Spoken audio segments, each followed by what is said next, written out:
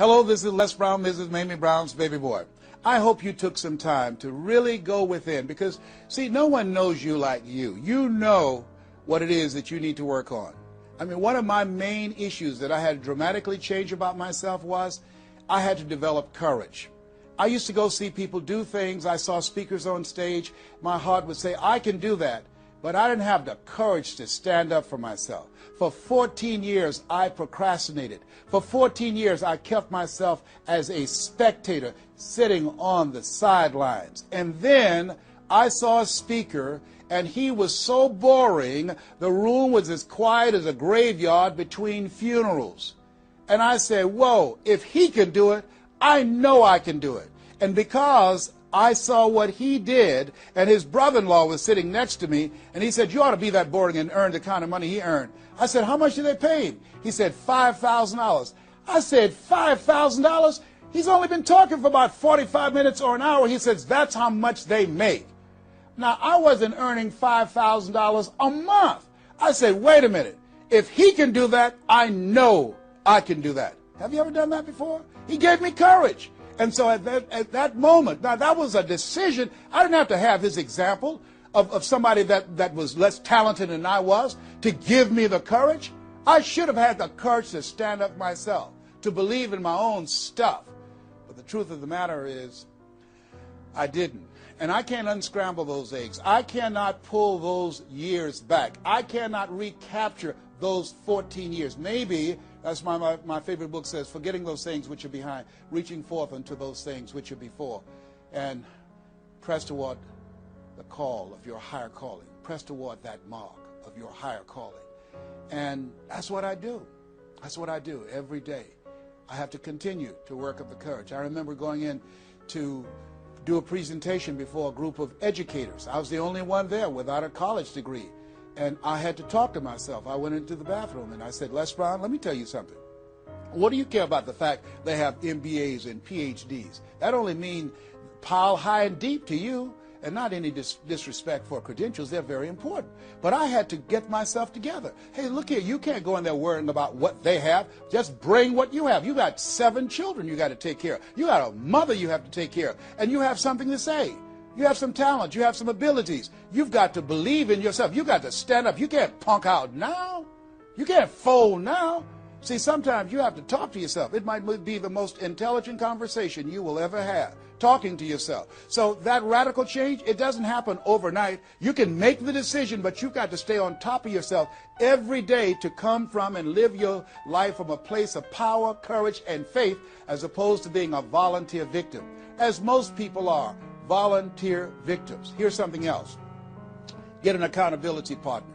Get someone that's like you, a like-minded, like-hearted person, that you have similar goals and dreams, and you hold each other accountable, and you talk with each other on a regular basis. And if you can, join a mastermind group of other supportive mindsets of individuals who are working to improve themselves, who are stretching and challenging themselves. And here's something else, a worthwhile investment. Find yourself a coach. Find someone in your industry, find someone in your area of interest that you can invest in yourself and have an accountability coach. I have a coach. I spend over $100,000 a year on my personal growth and development on my coach. Why, Les? You're Les Brown. You were selected one of the top 5 speakers in the world. You got the Heise Award from Toastmasters International and the National Speakers Association.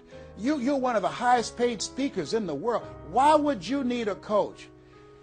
If you ever watch Tiger Woods, who everybody would say arguably one of the greatest golfers on the planet today, whenever he swings, you will see him look at the ball and then he'll look to the right to look at his coach. If Tiger Woods needs a coach, what do you need? What do I need? Here's something I can tell you that I know. You can't see the picture when you're in the frame. You can't see the picture when you're in the frame. Most people fail because they don't know that they don't know, and they think they know. Einstein said, the thinking that has brought me this far has created some problems that this thinking can't solve. See, what got you where you are right now? Your best thinking has produced the level of money that you have, your level of accomplishment, the growth of your business, or the lack of. Your best thinking has produced that. Own that. Face that. And get some help. One of the things I teach, ask for help. Not because you're weak, but because you want to remain strong. And ask for help. And don't stop until you get it. And so take the time and find someone that can coach you. Find someone that will have the courage to tell you what you need to hear and not what you want to hear. And that's what I have in Mike Williams, who's been my coach for the past 38 years. And I shudder to think what would have happened to me. I used to be a disc jockey, Les Brown, the man about town, LB, Triple P. There were none before me, there will be none after me. Therefore, that makes me the one and only. Young and single, love to mingle, certified, bona fide, duly qualified to bring you satisfaction and a whole lot of action. I was bad, baby. Yes, I was. And this guy said, Les, you're more than a disc jockey. What are you talking about? Man, if you can entertain people and don't see them, if you can reach people, Les, through this microphone and you can't see them, what can you do if you could see them? If you can entertain them, you can educate them. You can empower them.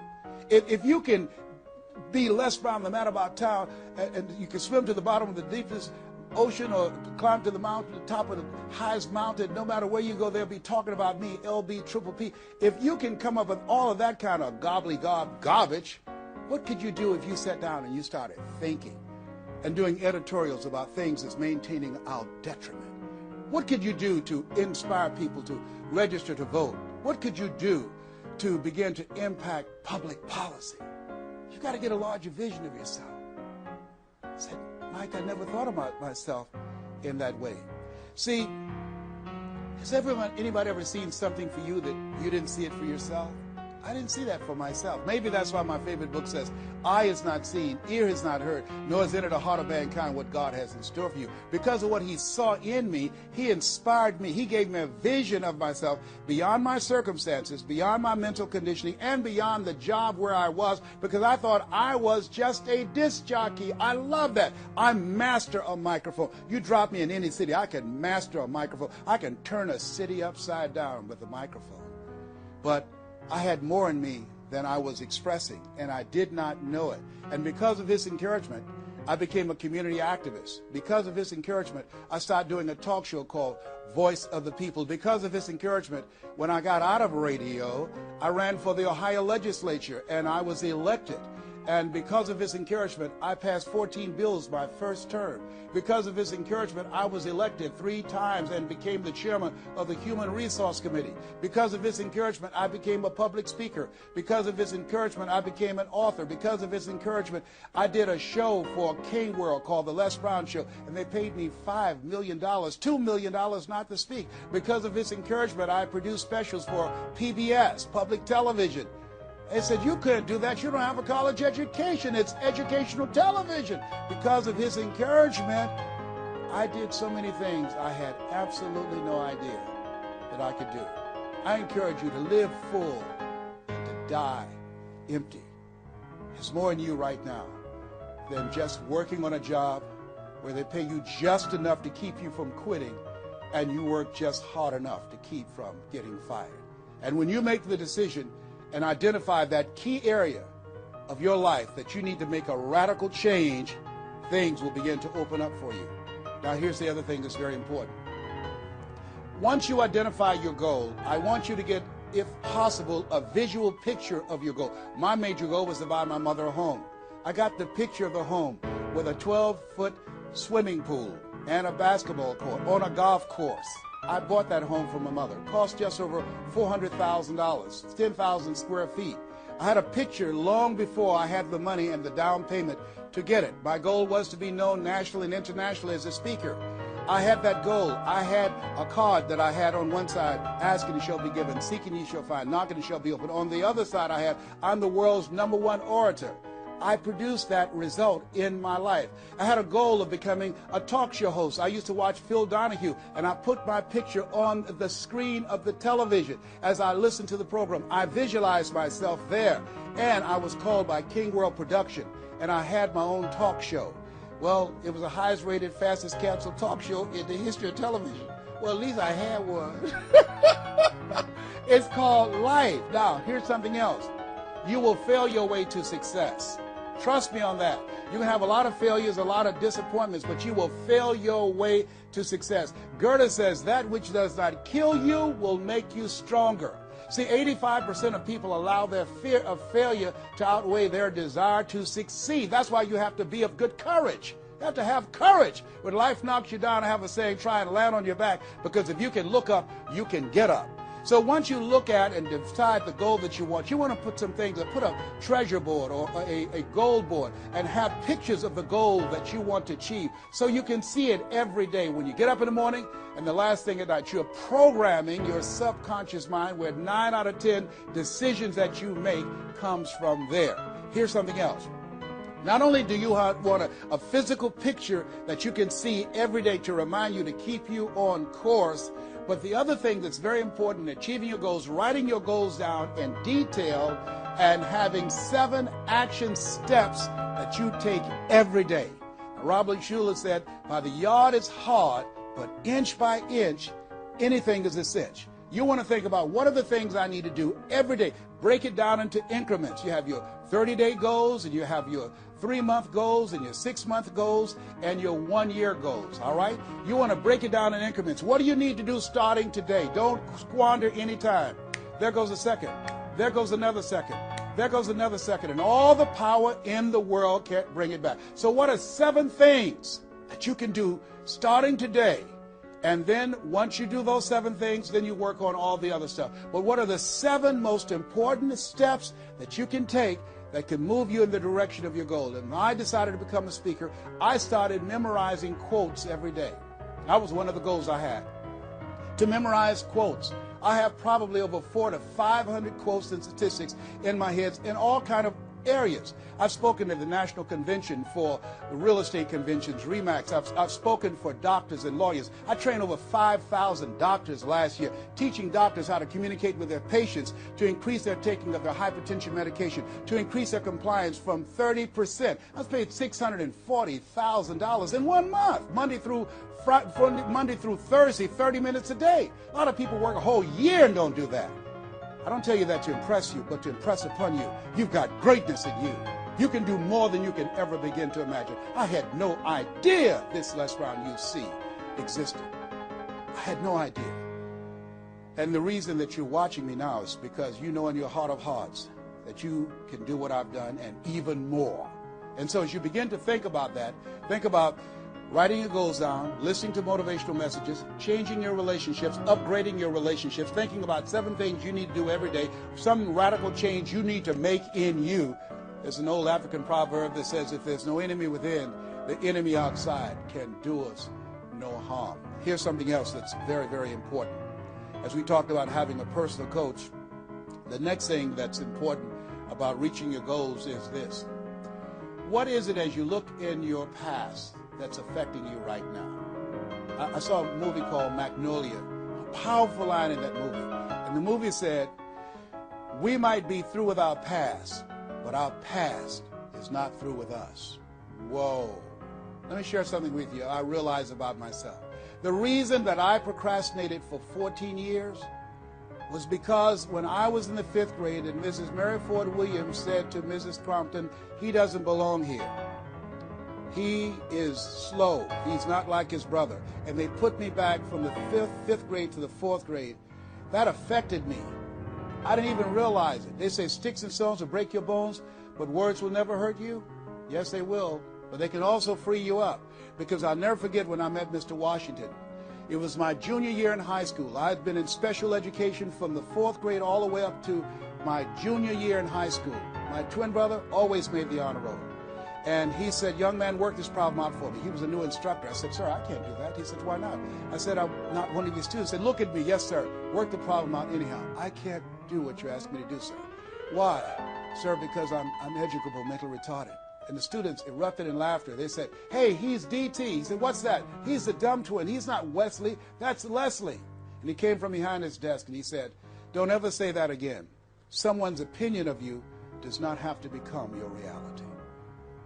That was a jarring statement. On one hand, I was humiliated, but on the other hand, I was liberated because he looked at me with the eyes of Goethe, who said, look at a man the way that he is, he only becomes worse.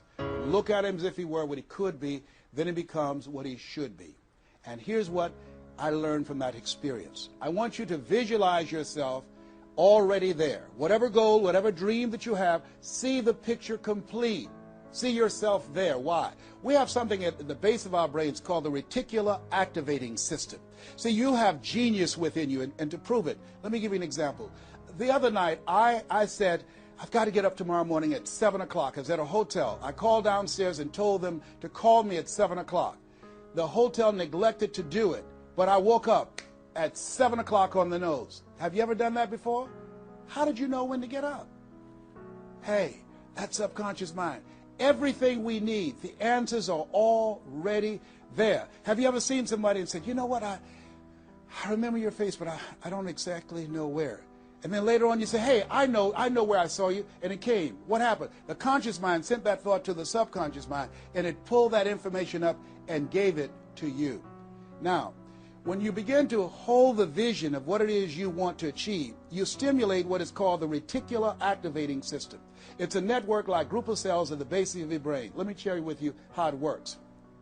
Have you ever purchased a car? No one goes to buy a car that has the same color that everyone else has. Has that ever happened to you before? But then once you buy the car and you drive it off the lot, you start seeing it everywhere. Say, hey, where did this come from? Let me tell you what happened. You made an investment. And because you made an investment, that piqued your awareness, that stimulated your reticular activating system. Another case in point. I was at a party with a friend of mine, and we were dancing, and music was blasting. And she said, wait a minute, my son is crying, he's at the door. I said, your son's not at the door, because even if he were, you wouldn't be able to hear him. And she stopped, went to the door, opened the door, and there her 4-year-old son was at the door. How did she hear it and I didn't hear it and the other people dancing? It wasn't our child. It was her child. Her reticular activating system picked up his whimpering sound. And I'm saying to you that you have that in you. When you focus on your goals and dreams and you visualize it complete, it will stimulate the reticular activating system and it will lead you there, following all the other things that we suggested. Now, not only is it possible you can live your dream, it's necessary that you change relationships, that you get a coach, that you meet with other like-minded people that will hold you accountable, that you write your goals down, that you have 7 steps that you do every day on your goals to monitor to see where you are. But you've got to take full responsibility. If everything works out for you, fine. If you have the money, fine. If you can get the help and support of friends and family members and your spouse, great. But if you don't, all of those things are minor things. The major key to your reaching your goals is you. Nobody's going to work on your dream harder than you. Trust me on that one. You've got to take responsibility to make it happen. If it happens when you come out the gate, fine. But if you fail, so what? Come back again and again and again and again. If it's something that you love, if it's your passion, until you do it. George Bernard Shaw said, the people that make it in this life, they look around for the circumstances that they want, and if they can't find them, they create them. Here's something else. It's hard. When I bought the first home for my mother, and I didn't do a title search, and a guy sued me, and I had to move out from the big, beautiful home I bought her to a roach-infested home I moved her out of, and the neighbors came out and said, Mamie, y'all back? Yes, what happened? My boy lost a house. He didn't do a title search, and we had to get out. They foreclosed on the house. He didn't have the $50,000 to pay the guy who put a lien on the property. It was devastating. But let me tell you something.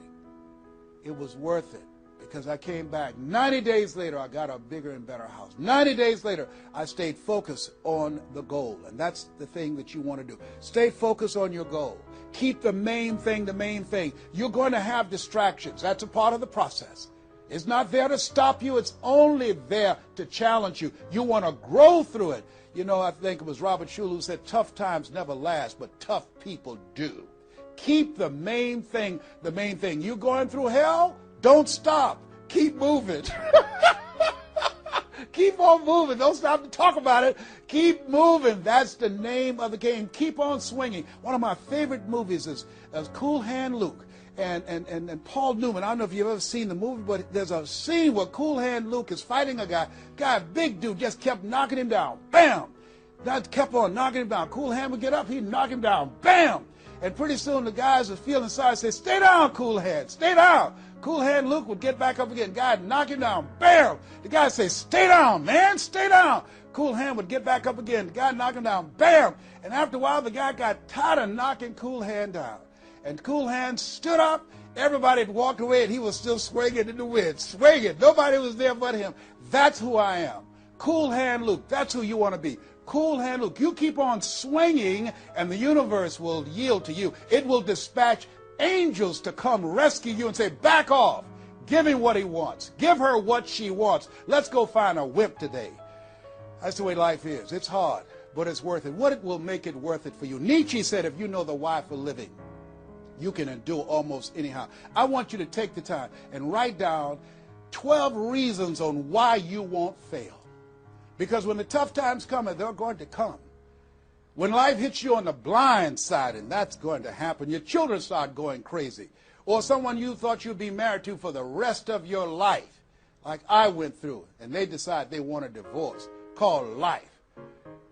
What is it that can keep you going? Your reasons will be your rod and staff to comfort you, to take you through that process.